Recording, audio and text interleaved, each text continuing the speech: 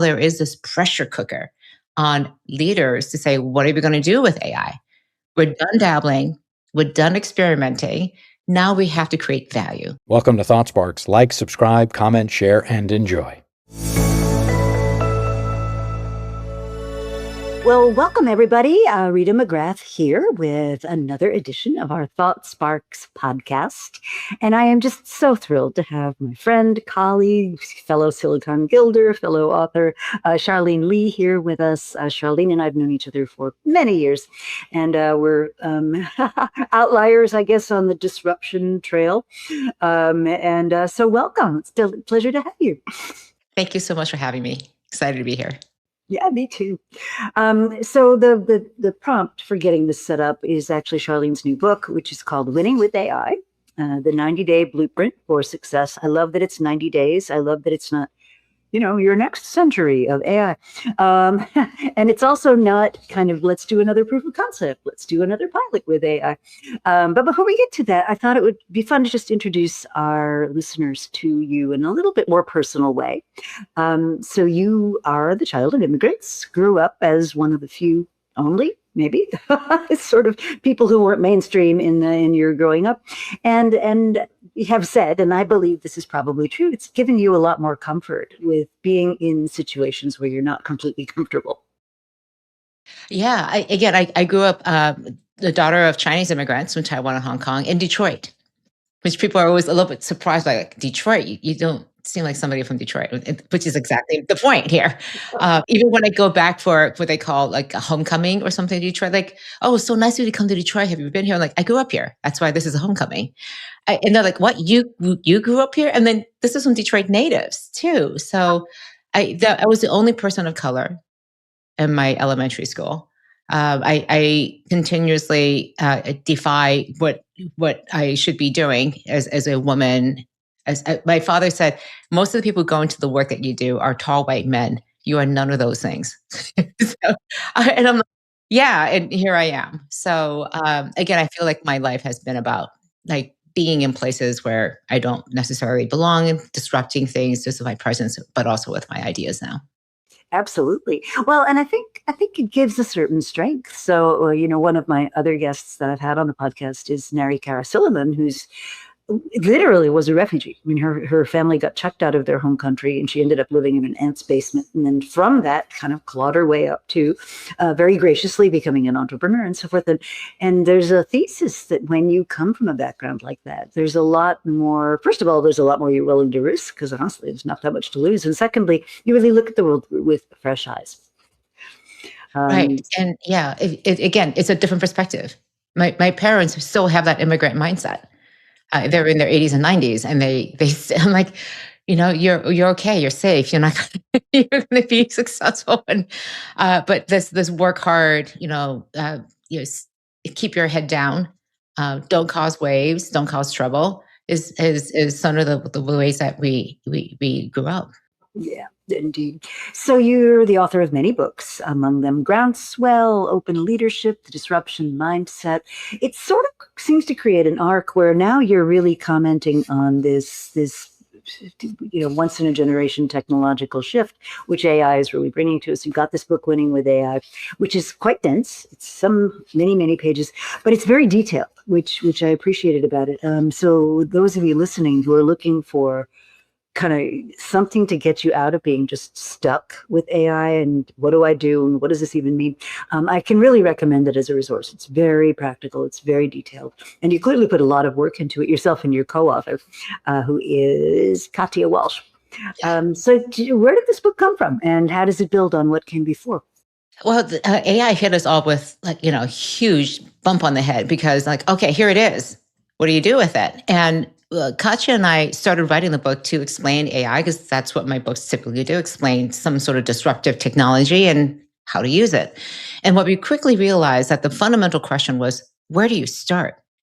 And this transformation, this disruption is hitting us across the organization, whereas past ones you could kind of section off. And it's also happening at a speed, which is really hard to comprehend. And it constantly is changing. So where do you start? And people ask, what course should I take? What book should I read? What videos should I watch to get up to speed? And so it's a very different thing because you're never going to get completely up to speed on AI. You're just going to be hanging by your fingernails. I mean, that's how I feel every day. And so we wrote the book to say this is what you do first, second, third, fourth. The book is not actually about AI; it's about leadership and strategy. And the technology is changing. We're doing an update of the book right now with new. Already? Yeah, already. I Just came mean, well, the thing is that the frameworks are staying exactly the same, but the case studies, there are so many better examples now than Mhm. when we finished the book in November of last year. There are just so many better examples, and technology changes and advances a little bit. I mean, we'll add a section there about physical AI, which is starting to become something that's very real now and to consider. But the fundamentals of the book, the structure, the framework is the same. The steps to take to figure out what your strategy is going to be, how AI is going to support that strategy, what your roadmap is going to be, the leadership challenges. We'll sharpen them. And it's one of the reasons why we wrote the book the way we did. We did it as print on demand so that we could easily update it when we needed to. Oh, that's so fun. Yeah. Yeah, it's sort of turning this stock of a book into a flow of a book. I think that's fascinating. I'm very frustrated with my publisher, not because they're a bad publisher, but just because the nature of that sector of our economy is like, oh yeah, you finish it in October of year one, and we'll maybe get it between two covers in October of year two. And I'm like, how does that even work? I mean, I'm terrified about it being completely out of date by the time it sees the light of day. Yeah, people think, how do you write a book about AI? It's going to be out of date by the time you publish it. And we knew that. So we designed it from the beginning to be that way. And it took a long time to figure out the framework, what comes first, what comes second.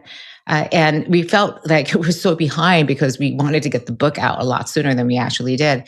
And it just turned out that the timing was perfect because now there is this pressure cooker on leaders to say, what are we going to do with AI? We're done dabbling, we're done experimenting. Now we have to create value.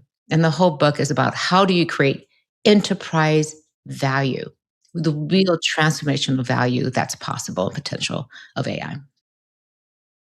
So you make the point that everybody's running around saying, what do we do about AI? And that's the wrong question. Yes. It's not about what do we do about AI? It's how do you use AI to support your strategy? I mean, first and foremost, you exist because you have a strategy, you have a purpose, you have a mission, you have values, you have strategic objectives. Keep that at the center of everything that you do. And Rita, you talk about strategy in such eloquent ways, all the different ways to be looking at it. And what happens is when we get these new technologies, all of that thinking seems to go out the window. And people are like, bright, shiny object. What do we do with AI? The question should be, how can AI be in service of our objectives? So start with something you know really well. You know your business, you know your customers, you know your employees, you know your suppliers, your investors. Bring that certainty, that foundation into the space of AI. And then ask, how can AI support all the things that you're doing? And you can also ask potentially, how does it change? How does it challenge our assumptions of how the world works? But you have to start with that fundamental question, start with your strategy. I love that. So you prepare yourself, you get ready to go in, you get some clarity about what it is you're here on earth to do and how that works. And then take us through the thought process beyond that. Well, if you can understand the way that the way overall how AI creates value, there are three main buckets. Of course, there's ways to drive more customer engagement because you can just be more detailed about the knowledge you have and engage with them in a much more detailed way. There's obviously efficiency and productivity, and unfortunately, most organizations just see that Oh, because I it's a think that's so short-sighted. It's yeah, and what they're doing is automating tasks, and you don't really get the benefit by just automating tasks and skills. You get the benefit by redesigning processes. right. And even worse, they're automating the tasks that exist today. So Yes. they're automating just existing workflows, and this is an opportunity. I mean, that's madness in some ways because you're just automating the inefficiencies that exist in your processes today. And you're not even saying, how do we reinvent those processes and look at them in a different way? Because now we have AI doing that.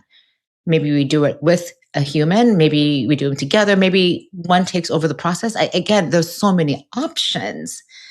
So just even reinventing your existing processes could be a huge transformational opportunity. But I think the reinvention, Rita, to what you just said, is the real opportunity.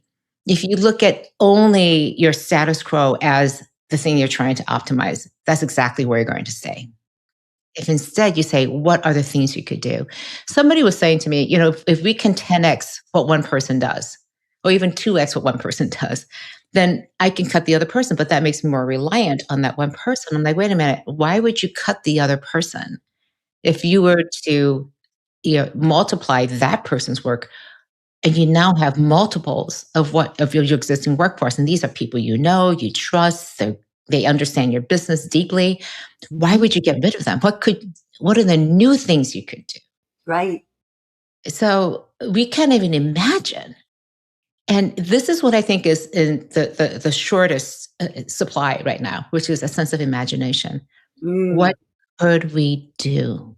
What are the possibilities? And we are so used to working in a world of constraints rather than in a world of possibilities. And I think that's what's most exciting here. Not to say it's going to be easy. It is never easy. I can guarantee you transformation is never easy. But my goodness, what could you do if you have these capabilities? I love that. I'm reminded of something that Ed Catmull said years ago. He said, so he was one of the co-founders and eventually CEO, and then didn't become CEO, and then became CEO again of Pixar, which of course is the movies made without human beings as main actors, just voiceovers. And he said the problem that he started out with was that once you take away the physical constraint of a physical set and filming and all that stuff, it's just limitless, and a lot of people are quite frozen by that. And out of necessity, I think he developed what became a very successful innovation and focus system at Pixar to sort of say it's not about the technology, it's about the story. And I think you're bringing up a very similar point with AI. It's not about what can the thing do, it's what can it enable us to do. And the imagination in short supply, I think, is really a great comment. I think you would make a really good point. As writers, you understand that there's nothing worse than the tyranny of the blank page. When you can do anything and everything, you end up doing very little because the possibilities are just too mind-boggling.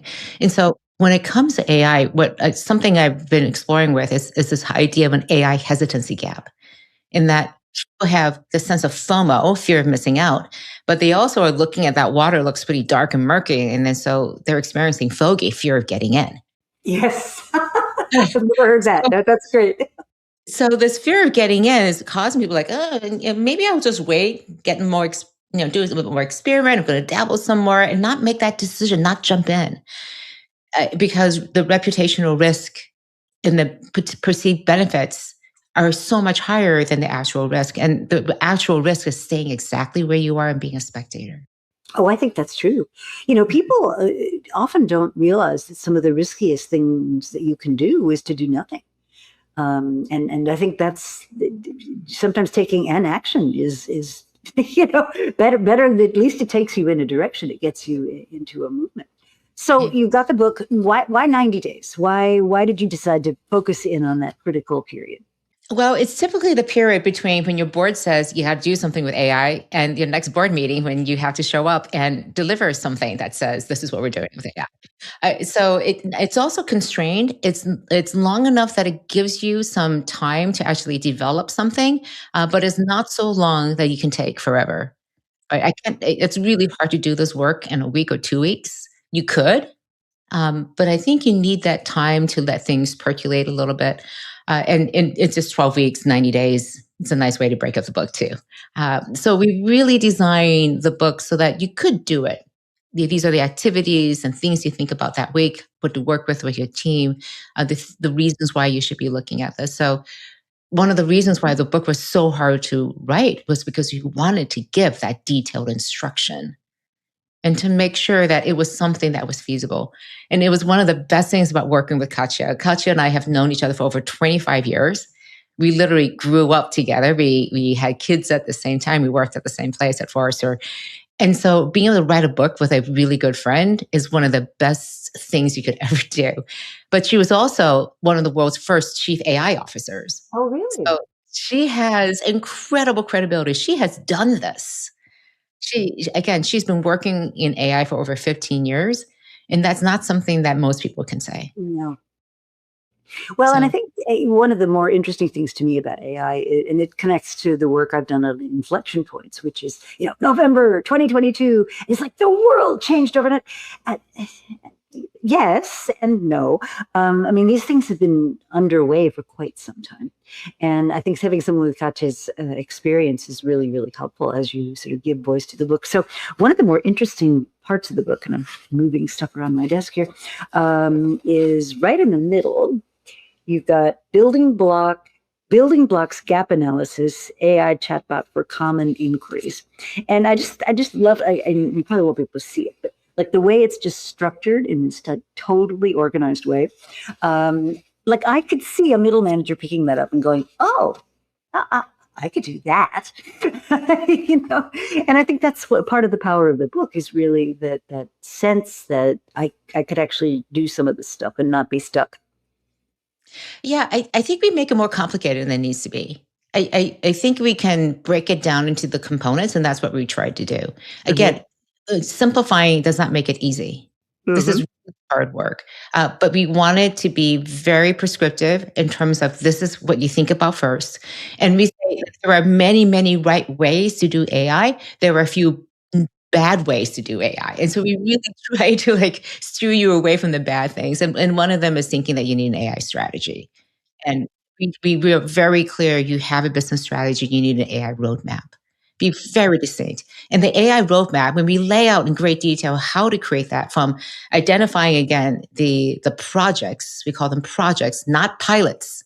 And we can get into that in a second. But these are the projects that are supportive of your strategy objectives. You can prioritize them using our double S matrix, and then you lay them out on a roadmap that goes out for 18 months. And it sounds insane that you can plan anything with AI over 18 months.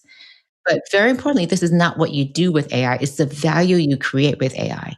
The actual tools that you may use in month 17 may look completely different from the ones you have, but you have it on your roadmap that we want to create value with AI in this area in this way. So the moves that you prioritize in the book are, you talk about prioritizing deployment, advance its speed, develop the workforce. And I'd love you to dig into that, because what I hear, and let me just finish, and then govern responsibly. So what I'm hearing, and like I have a friend who's a big entrepreneur, hired developers for years, founded and sold off and made a lot of money on a bunch of companies. And he's saying his own developers won't use AI. That's interesting. And did he give you a reason why? They feel it sort of undermines their value, I guess, their talent, that they don't see it as complementary. They see it as competition, I think is where I would summarize it. I mean, I don't think he put it in that language, but that's sort of it. And he's getting incredibly impatient with it, because he sees the vision, right? He's like, I know what this can do. And you guys could all, expand your capability and do this. And they're just dragging their feet. Yeah. What I think we're not grappling with as leaders and as organizations is the amount of grief there is. This loss of identity, and that this is the way I created work. This is how I attach my value as a worker, as a person, as a contributing member of society. And now you're saying technology can do what I valued and saw as a centerpiece of my identity. You take that away from me, and what am I left with? Well, and it goes even a step further than that. I resent it. Before you even get to the grief, right? You've got the anger, which is, wait a minute. I played by the rules. I did what I was supposed to do. I did my degree in whatever, coding, let's say. And now you're telling me that you're diminishing that in terms of its worth. I mean, people get really upset and angry over that. Yeah, I call it just rage. Mhm. There is this rage that we are not acknowledging. So there's a rage and the grief, and you just kind of flip back and forth. And I sometimes, when I'm talking to these people, I'm not quite sure which one I'm going to meet, but the source of it is the same. There's this tremendous sense of loss Mhm. and things being taken away. And what we're seeing is in Western democracies in particular, it's much more stark than in collective societies, a lot in Asia and particularly in China. In the US, only 39% of Americans believe that AI is going to be more beneficial than harmful. In China, it's 83%. And Really? yeah, and we have such an individualistic society that this is an affront to us as individuals. Whereas Mm. in China, again, because of policy, investments, it's seen as a collective good. And Mhm. so even though I may have individual impacts, it's for the collective good. Mm. And so we're going to be supportive of that. We haven't been given the storytelling and the picture and painted that picture of what is the collective good that comes from AI. Mhm. And the same people who foisted social media on us and who continue to just do not good things with the technology. So why on earth should we trust you? Mm. Next Mm. best. Yeah, And I think centers that's popping up in our backyards. I mean, just so many things that just enrage us. So it's kind of understandable. But as leaders, we can also see that this could be highly beneficial. But we haven't, again, figured out how to tell that story because we don't know how to enter it. And what is the story we're going to tell about how we're going to use AI? And I think that's the biggest problem is that our leaders are lost about how AI is going to be beneficial to us. And if the only way we can measure the value of AI is by cutting people, again, that's not working hard enough to really understand the benefits and to communicate that. well, and we're in this contagion moment of everybody's laying people off because AI, and I think they're going to come to regret it. On the flip side, also they're not hiring people at the junior levels, and we're seeing a lot of resistance around that. And I don't want to carry headcount. And I think so many companies get the people part just wrong. And then, our mutual friend Zainab Tan has talked about this a lot. If you think about your people as units of cost only, they're sort of poorly performing robots. Then yeah, sure, that logic makes sense. But if you think of your people as the drivers of revenue growth, the drivers of customer loyalty, the drivers of what makes your company uniquely you, you would look at them in a completely different way. And I think so many organizations get that backward. And what's weird about it to me is it actually is a drag on performance. There's good hard statistics that show if you manage people as poorly performing robots, you're just not going to do as well in the world. Yeah. One of the favorite case studies in the book is Connecta. They run call centers on behalf of companies. So they're a business process outsourcer. And they started working with AI right from the very beginning of early 2023. And from the beginning, they said, we are not going to use AI as a way to get rid of people. We work really hard to get good people. Our problem isn't that we have too many people. Our problem is that we are doing too many things that get in the way of our good people doing the good work that they want to do. So they use AI to improve overall quality. They reduce errors by 85 to 90%. They reduce training time for people to get up to speed to be at quality by 30 to 40%. They use AI to help with the engagement that they had. So assisting the agents when they're on calls to get to the answers better and faster. And then with all this extra capacity that they were getting from being just more productive and engaging with customers better, they started looking at what are the new things they could do. They were reinventing themselves. And they said, we have all these AI capabilities now. We can do things on behalf of law firms, like evaluate non-performing loans that we could never have done before. Wow. And so they announced recently that they were going to increase their headcount by 5% over the next 2 years. I love That's that. the story that we should be hearing about and telling, but it required the leaders to be thinking about the business in a new and different way and not be going only. I mean, they had tremendous short-term gains, but they also said, what else could we do because of this new capability? What new businesses could we be and how could we reinvent ourselves? And seeing it as a source of opportunity, I love that. So maybe just spend a minute on when you say prioritize deployment. And in the book, you go on a lot about, proof of concept, pilot-itis. We'll try this, we'll try that, but we're not really going to commit to anything. And when you say prioritize deployment, what does that look like? Well, first of all, I think pilots are just, they sound really good. We're going to do a pilot. It sounds very responsible because we don't know how it's going to work. So let's do a pilot. Let's do an AI pilot. And MIT came out with a study last year that said that 95% of AI pilots fail. And I love that study because it showed that it wasn't the technology that was failing, it was a lack of leadership in defining what were the objectives of that pilot, and especially what was going to be the follow-on work. And so I believe the way we create pilots, they're doomed to fail. That if you're serious about AI, then do the work. Like, sound like a bit of a broken record, but figure out what are your strategic opportunities and challenges. How can AI help you address them? And then put that into production. Forget about feasibility, because you know what? It's not feasible with what resources you have today. Don't do a readiness assessment, because all it would show you is that you're not ready. So, That's and, great. and this is somebody who, again, we wrote an entire readiness assessment and we threw it out the window because we said, what is this going to do? Is this going to lead to more procrastination from you committing to doing something? Mm. And once you commit, again, strategy is about making choices and committing to a path. Once you commit, because this is strategic, it is mission critical to us. We have to do this. We have to figure out a way of how to use AI to support this strategic objective. You will put all the resources, you will put your time and treasure behind it. Mm-hmm. And so if with a pilot, you go to IT, go, I need access to this data.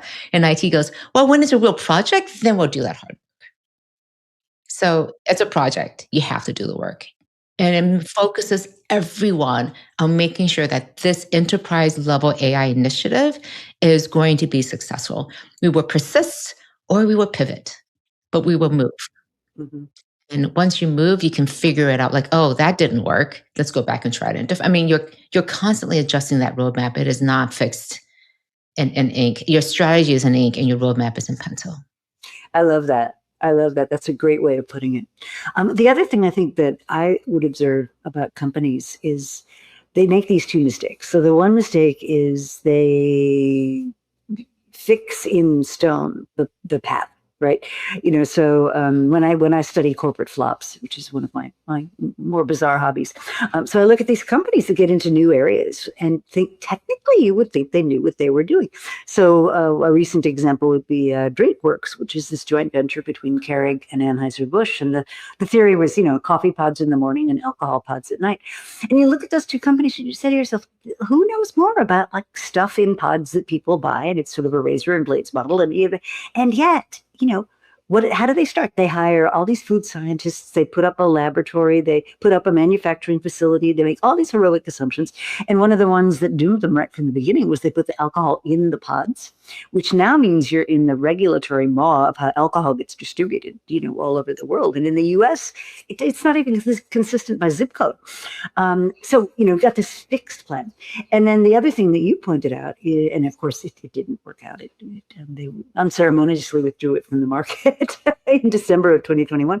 But so that's one big mistake I make, which is you think you know what you're doing and you plan accordingly. And then the other thing that I see people doing is what you already described, which is we don't give it a chance to succeed because it hasn't got the attention, the resources, the commitment, the heft to actually break through the clutter that's on everybody's desk and take that share of attention that it needs to go forward with the learning, let's be really clear about what we believe and then go forward. So I love the idea of prioritizing deployment. Yeah. And the way we prioritize it is that you have to think about it as a portfolio of investments that you're making in AI. Some of them are quick wins. Some of them are momentum makers. I look at call summarization as a quick win, right? Just summarize your calls and you have that value. The team members all get the same notes, same action plans. But a momentum maker is when you take those call summaries and you do some analysis on that. So if you're a sales team manager, you can look across every single call that your sales team has done for the past week. Identify common customer concerns and questions that are coming out. Refer that back to your team members. You can look and see how your team members are doing on their various development goals. Are they practicing and making advancements on that? There's just so much intelligence right there, but you have to know to organize it and bring it in and do something with that. And so there are ways you can just process that, all that rich information that sits already in your organization. And then strategic bets are going to take longer. And these are, or again, it's going to take integration of those sales calls deeply into the organization, creating a knowledge graph, for example, so that it is understanding that conversation and that customer and all the permutations across the organization and what the impact of that conversation has, even down into the supply chain. So there are different ways that you can build this, and you can build it in layers, but think about it as a portfolio and value you get, the size of the value and the speed to the value of how you actually make your investments when it comes to these AI applications. I love that.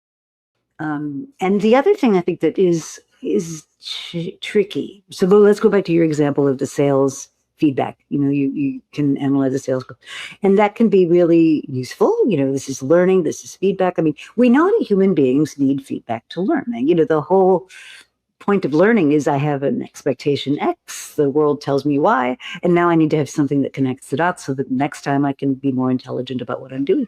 And yet it can also be used punitively. And this is where I think a lot of uncertainty in organizations arises, which is, wait a minute, like Big Brother's listening to every conversation I have.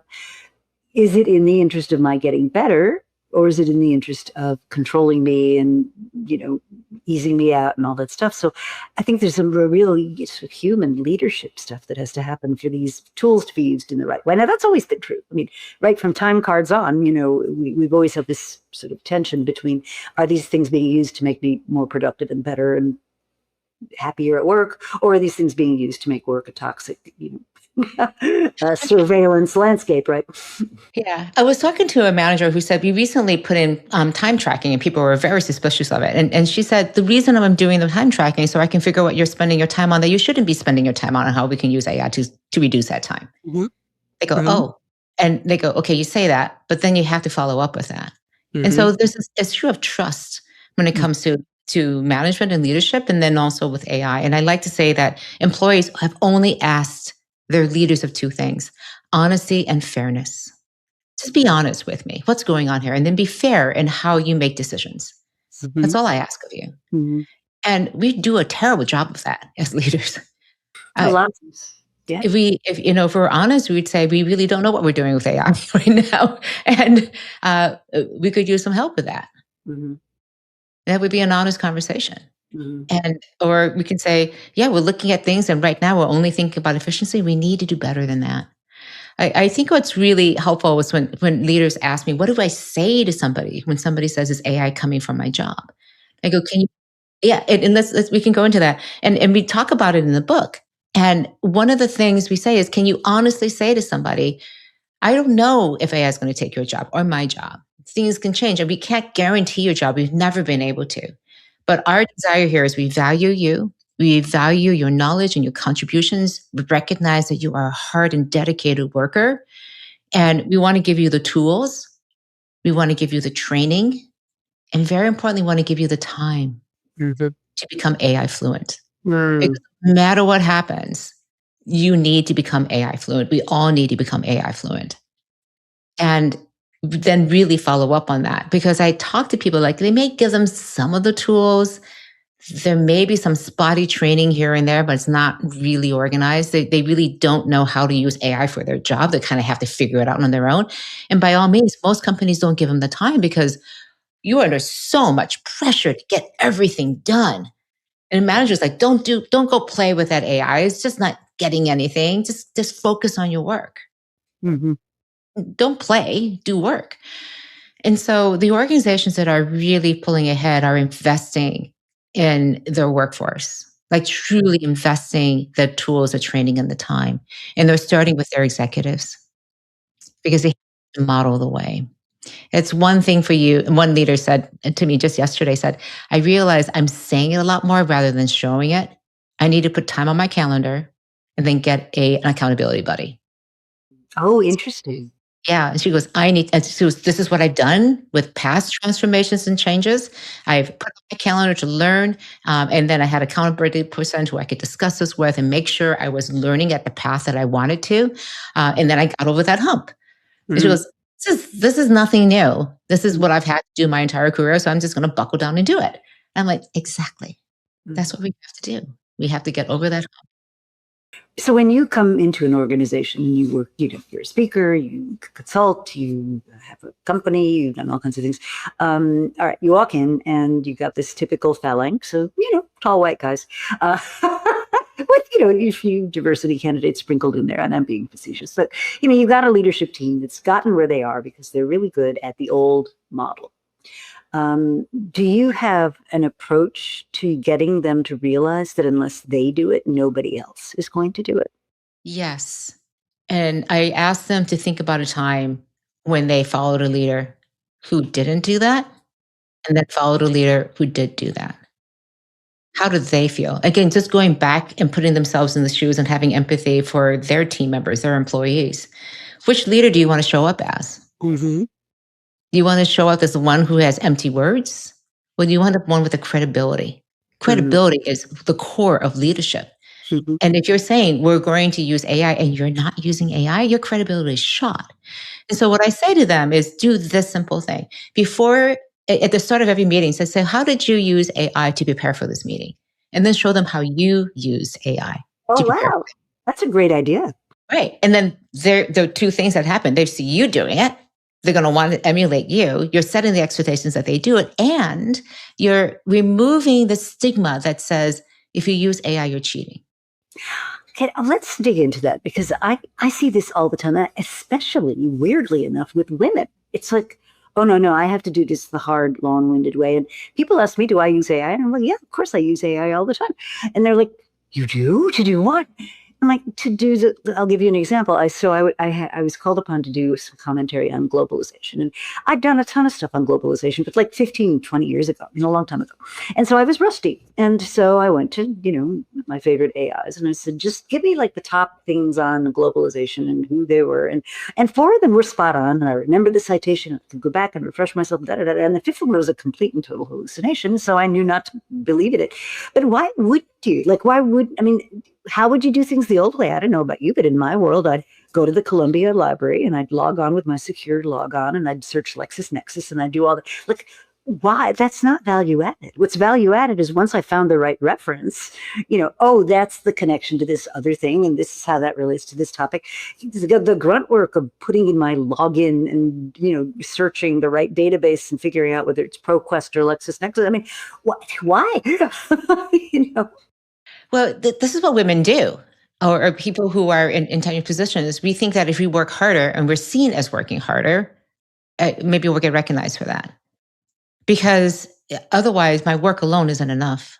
Ladies, if any of you are listening, please repeat after me, right? Work alone does not get you recognized. Right, it doesn't. And so trust does.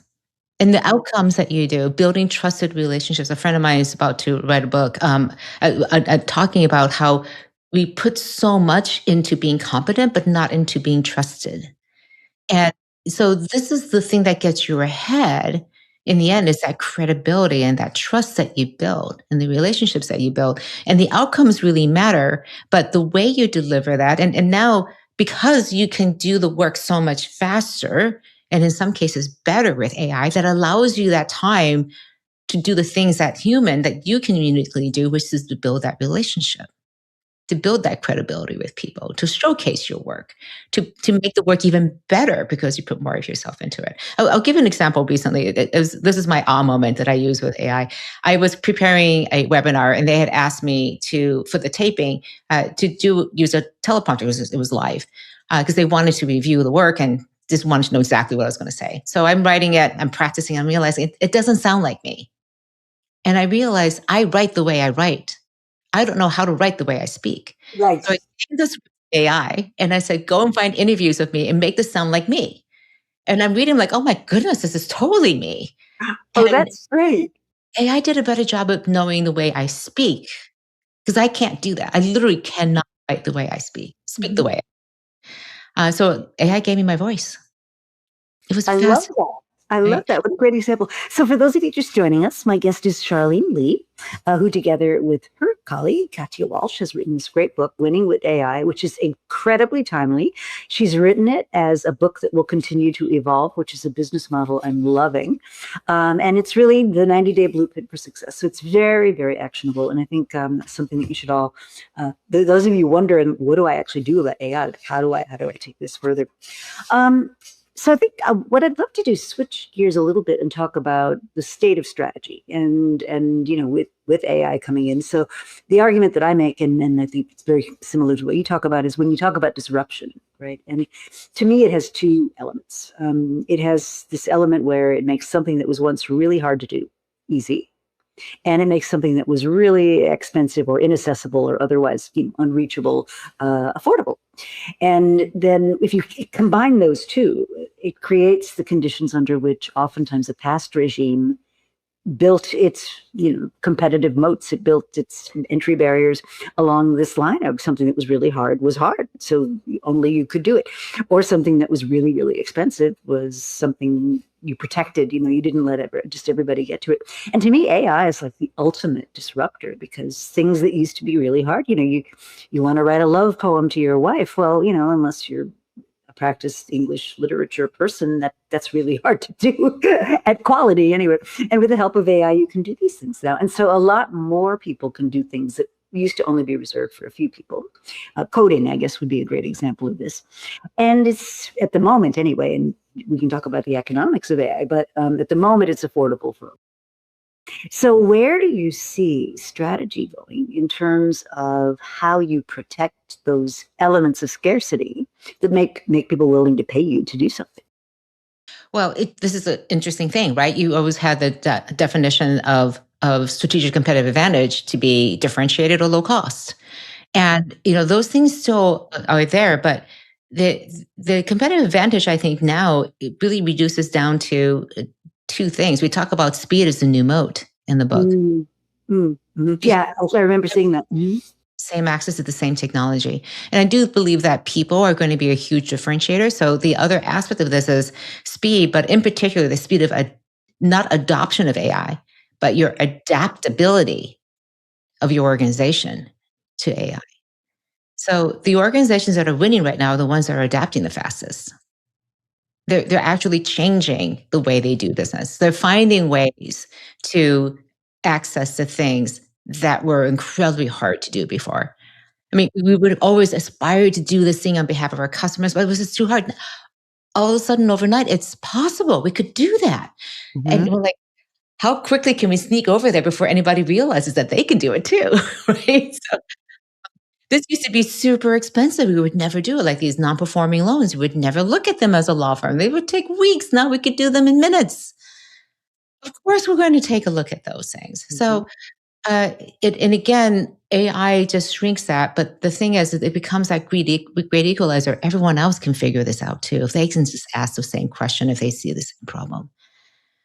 So it is all about speed. It is the only remaining really truly defensible moat that you have, is how quickly can you adopt and adapt yourself to these new opportunities? How quickly can you move on them, identify them, and rally everyone and be focused on this? And you've kind of been doing that your whole career. So, the world is full of AI books, right? Everybody's got an AI book. Tell our listeners a little bit about why this one's different. I believe it is, but I'd love to hear it in your own words. Yeah, it's not a technology book. A lot of people are talking about the future of this, the dystopian this, and how it's going to change marketing, for example. And so they tend to be either very detailed in one area about how to use AI for a very specific thing that you want to do, which is fantastic, or they're focused on the technology or some part of the future. So, and then again, a very helpful way to be thinking about what the possibilities are. This book is very practical. We wanted to be very specific about exactly what you need to do and don't do to create that roadmap to get value from AI. And again, so many right ways, but the wrong way to do it is to have an AI strategy. We were talking before, it's like having an electricity strategy. It makes no sense. Exactly. One of the things that Katya and I really, it's so funny. I love governance, and Katya's like, get me away from it because she's had to deal with so much of that issues. I love the role of governance in all of this because bad governance just kills speed, but good governance speeds it up. So we have this concept of Goldilocks governance, just enough, not too much, not too little, but enough to create that scaffolding that you need for people to feel safe. That they can trust AI and know they can go as fast as you can. Because like a Formula One driver, you can go only as fast as you can stop. You have to have good brakes to go fast. So what would an example of a policy that reflects good governance look like to you? Let's just say, what are the projects that you can work on? Because you can work on anything, but that's like the tyranny of that blank page. Where do you start? Instead, here is the small little area of your playground. There's a big fence around it. This is the playground paradox. If there's a fence, guess where the kids are around that playground? They're at the fence. There is no fence. They're close to the center because they don't know how far they can go before they're safe. So create very, very clear guidelines and guardrails of what you can do. Take people to that edge. Show them what that looks like. It's going to be incredibly uncomfortable for them. And then encourage them, stay here. This is where you want to play. And you're safe. As long as you stay inside of those guardrails that we have clearly defined for you, you're safe. So lock off your AI. Make sure that everyone understands nothing you do in here is going to go out. Make sure you're clearing all those logs. So even that anything that's keyed in there, even if potentially someone makes a mistake and puts in confidential information, gets logged out, cleaned out every single day. So if there are things that you can tell people, this is how we're keeping you safe. And then once you know those parameters of how AI works, what it can do, what can't do, what you can do, what you can't do, go ahead and play a little bit. Experiment. And then make sure people understand that they can talk to each other, share those best practices, bring in people, send people out to learn. I like to say that training is something that's done to you. Learning is something you do. Oh, I love that. That's such a great way of thinking about it. Yeah. And so we talk about the 4 building blocks. Governance, the decision set is one of them, but the mindset is the place where you start. And so this learning is something you do is a mindset that you put in place. And we talk about the characteristics and traits of an AI ready organization. And one of them is speed, focus, experimenting mindset, continuous learning, and of course, customer centricity. These are not things that are unusual that you would say applies only to AI, but you need those factors to be in there. And oftentimes you may be missing speed, there's a sense of urgency that you make decisions before you have full information. I call it minimally viable data. What's the minimum amount of data that you need to be able to make a decision? Not the full decision, not a perfect decision, but just a decision. A decision, yeah. And in many cases, making no decision is worse than a bad decision. Exactly. And I don't know if there's ever a bad decision. It just may not be the right one with all the features. So if you have a decision that's 80% right, is that a bad decision? That's actually a pretty good decision. And then you have to close that gap of 20%. So if you know that you can make decisions that for the most part are pretty good and that you'll figure it out once you take that first step, the rest of it, that's a difference. That's what drives speed, is not having to have things be perfect. I love that. And that's a very, very difficult mindset for organizations to move past. Organizations that have that sort of agile, adaptive way of working already are doing great with AI. And it is something that is when I walk into these executive boardrooms, that's one of the first things we have to talk about is, how do you feel about learning? How do you feel about things not being perfect? And we try to stay away from the word failure because nobody wants to fail, right? Sets out to fail. But that is a different mindset, very different culture, versus one that, again, you felt like you had to be right every single time, every single moment.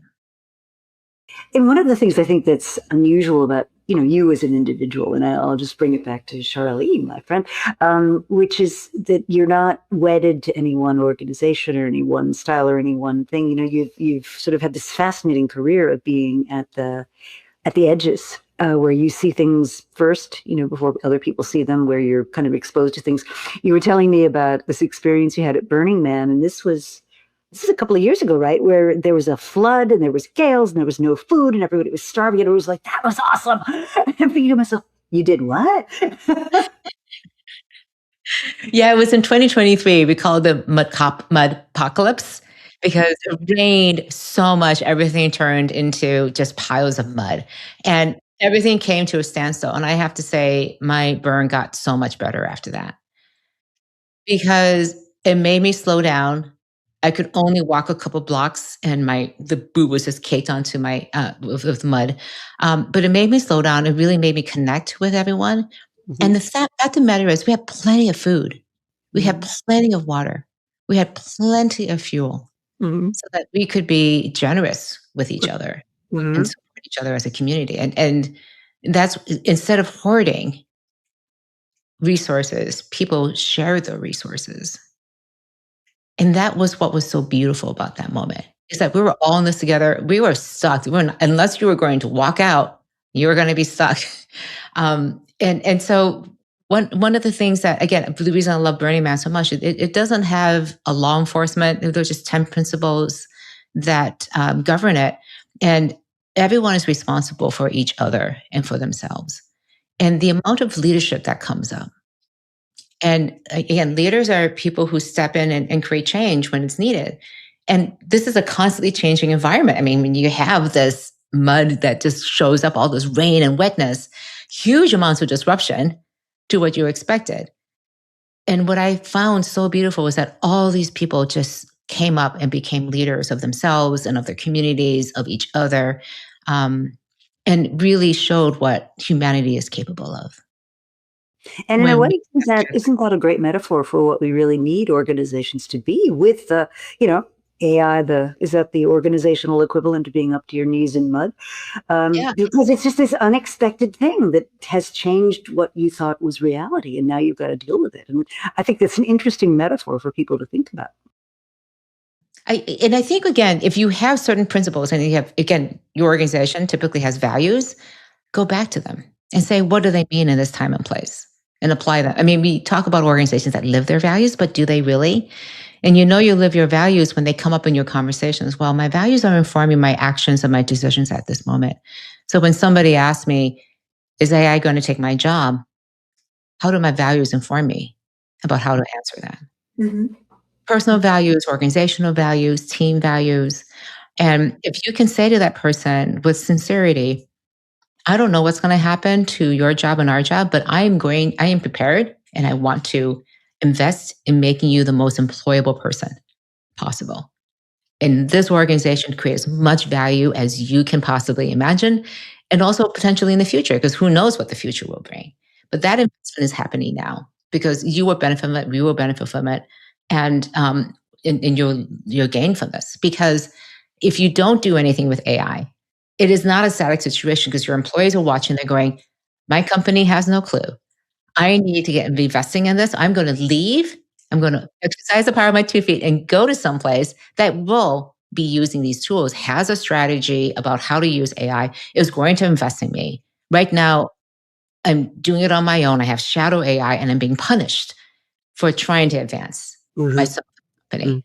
I don't need this. Mhm. So you will have a talent issue if you So do not do anything. Your best talent will leave. that's a great point for people to think about. You know, it's not just you, right? It's the constellation of people that you bring with you. And I love the idea of building trust and investing in people and having that and having your values really drive that conversation because that's the human part, right? That the machine can't give you that answer. Yeah. We talk about this one concept of superhumans, and Mhm. we put this in the leadership chapter, not in the people chapter, because superhumans are people who have this integrated intelligence. They know how to use AI, the best of AI, and they don't use it just to do more work. They're using it to invest in the things that make them uniquely human: their empathy, their ability to practice self reflection, intuition, judgment, wisdom. These are things that are uniquely human. AI can emulate those things, but it is intrinsically not those things. And so when we invest in our greater humanity, improving that, becoming more and more human, and pair that with AI, we become superhuman and we could do things we could never have imagined before. And it becomes a leadership issue because you can choose where you invest the gains that you get from AI. And this is what I call the big V value, not the small v value, the big V value when we invest in humanity of each other and ourselves. because organizations that do this, I mean, imagine an organization filled with superhumans that can use AI fluently and can approach all the problems and the challenges and the opportunities as even with more humanity, not less. That's a huge differentiator. And so it's a leadership choice that we invest in that we just don't do more and more and more and more and output, but we take some time to say, what does it mean to be human? How does that create value for ourselves and also for our organization, for our customers? That's why it's a leadership question. And I think that's the thing that we need to reserve time for, to say, how do we create value, not just against our strategic objectives, but putting humans deeply into our strategies and understanding how that gives us that competitive advantage. I love that. And what a great way to bring this conversation to a close. I just, inspiring. The book, as I mentioned at the outset, is Winning with AI. It's by my guest, Charlene Lee, and her co-author, Katya Walsh. I'm just so pleased you were able to carve out some time to spend with us, and looking forward to seeing, how you guide organizations toward this more human future. Yeah, thank you so much, Rita. It's always a pleasure to speak with you.